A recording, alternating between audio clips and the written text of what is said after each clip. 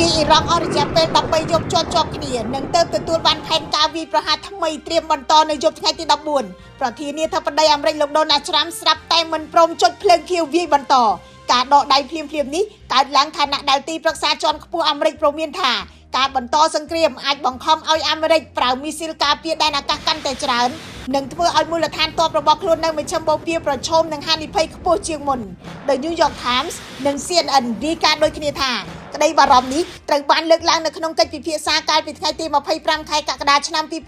2026មុនពេលដែលលោកដូណាល់ត្រាំសម្រេចផ្អាកយុទ្ធនាការទម្លាក់គ្រាប់បែកដែលបានបន្តអស់រយៈពេលជិត2សប្តាហ៍ទៅលើអ៊ីរ៉ង់សារព័ត៌មានទាំងពីរលើកឡើងថាប្រធានអគ្គសេនាធិការលោក Duncan ស្ថិតនៅក្នុងចំណោមមន្ត្រីដែលបានលើកឡើងពីក្តីបារម្ភជុំវិញការប្រើប្រាស់ប្រព័ន្ធការពារមីស៊ីលខណៈដែលអនុប្រធានាធិបតីអាមេរិកលោក JD Vance ក៏ត្រូវបានរាយការណ៍ថាមានការព្រួយបារម្ភចំពោះការពង្រីកសង្គ្រាមនៅអ៊ីរ៉ង់ផងដែរសារព័ត៌មាន Axios ក៏បានរាយការណ៍ថាក្នុងរយៈពេល2សប្តាហ៍កន្លងទៅលោកដូណាល់ត្រាំបានទទួលផែនការវាយប្រហារពីមន្ទីរបញ្ចកោណជារៀងរាល់រសៀលនិងអនុម័តឲ្យអនុវត្តជារៀងរាល់យប់ប៉ុន្តែនៅថ្ងៃសុក្រលោកបានបដិសេធផែនការចុងក្រោយនិងជ្រើសរើសការផ្អាកជំនួសវិញទោះជាយ៉ាងណារដ្ឋបាលអាមេរិកបានអះអាងថាមូលហេតុផ្លូវការនៃការផ្អាកនេះគឺដើម្បីបើកឱកាសឲ្យកិច្ចចរចាការទូតបន្តដំណើរការឯកអគ្គរដ្ឋទូតអាមេរិកប្រចាំអង្គការសហប្រជាជាតិលោក Mike Waltz បាននិយាយថា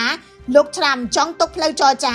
ហើយនៅតែផ្ដល់ឱកាសឲ្យអ៊ីរ៉ង់វិលត្រឡប់មកទុកចរចាវិញមន្ត្រីជាន់ខ្ពស់អ៊ីរ៉ង់ម្នាក់បានប្រាប់ Reuters ក្នុងលក្ខខណ្ឌមិនបញ្ចេញឈ្មោះថាទីក្រុងទីរ៉ង់នឹងផ្អាកការវាយប្រហាររបស់ខ្លួនដែរដរាបណាអាមេរិកមិនបន្តទម្លាក់គ្រាប់បែកលោកបានបញ្ជាក់ថាគោលការណ៍របស់អ៊ីរ៉ង់គឺនៅតែវាយមួយសងមួយមានន័យថាបើអាមេរិកឈប់វាយអ៊ីរ៉ង់ក៏ឈប់ដែរប៉ុន្តែបើការវាយប្រហារចាប់ផ្ដើមឡើងវិញអ៊ីរ៉ង់ត្រៀមឆ្លើយតបទ្រង់ទ្រាយធំជាងមុនទោះជាពេលនេះគូសត្រូវទាំងពីរផ្អាកវាយប្រហារគ្នាទៅវិញទៅមកក៏ដោយតែភាពតានតឹងនៅមជ្ឈមបូព៌ាមិនទាន់ធូរស្រាលនៅឡើយក្រុមហ៊ូទីដែលគាំទ្រដោយអ៊ីរ៉ង់បានប្រកាសបន្តរារាំងការដឹកជញ្ជូនប្រេងតាមសមុទ្រក្រហមហើយបានបាញ់ប្រហារគោលដៅប្រេងរបស់ប្រទេសអារ៉ាប៊ីសាអូឌីតដែលជំរុញឲ្យប្រេងឡើងលើស$100ក្នុង1បារ៉ែលជាលើកដំបូងចាប់តាំងពីខែឧសភាអ្នកវិភាគជាច្រើនយល់ថានេះមិនទាន់ជាសញ្ញាបញ្ចប់សង្គ្រាមទាំងស្រុងទេវាគ្រាន់តែជាការសម្រាកដើម្បីវាយតម្លៃស្ថានភាពនឹងបើកផ្លូវឲ្យការទូតដំណើរការខណៈដែលភាគីទាំងពីរនៅតែរក្សាជំហរត្រៀមឆ្លើយតបប្រសិនបើការវាយប្រហារចាប់ផ្ដើមឡើងវិញខ្ញុំរស់សុធាពី News Today NTTV Yara ជីគុណភាពលំដាប់ពិភពលោកពីប្រទេសណូវេផ្ដល់សារធាតុចិញ្ចឹមគ្រប់គ្រាន់បង្កើនទិន្នផលនាំចូលនិងចែកចាយស្របច្បាប់ដោយអង្គរ Green